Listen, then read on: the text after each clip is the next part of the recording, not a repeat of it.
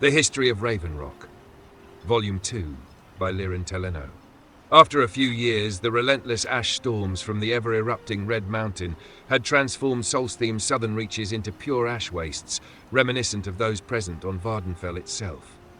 The storms would leave behind deep dunes of ash that made life exceedingly difficult in Raven Rock. In order to protect the town from these drifts, Brara Morvain proposed that the East Empire Company construct a large wall of her own design to protect the east end of town. The company quickly agreed and provided the necessary funds. After almost a year, the construction was complete and the huge edifice was named the Bulwark. The wall proved to be extremely effective and allowed work to continue unabated in the mines.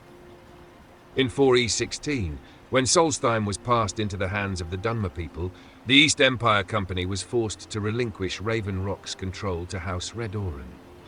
The council quickly named Brara Morvain as councillor of their new town and allowed her to rule Solstheim as she saw fit. As a result of this changing of the guard, almost the entire imperial population left Raven Rock and returned to Cyrodiil. Brara continued to welcome the Dunmer that elected to settle on Solstheim. Some chose to stay in Raven Rock to work in the mines, and others took to more familiar territory and began a nomadic lifestyle in the ash wastes.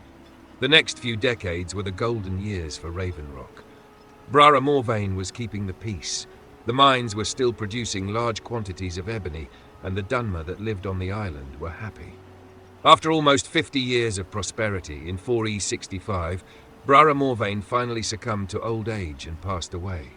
She was interred in the family's ancestral tomb, and her son, Leril Morvain, took her place. The people who had lived in Raven Rock during Brara's time as councillor were pleased to discover that Leril shared his mother's notions of rulership. He was fair and compassionate, which kept the people on the island quite happy for many decades.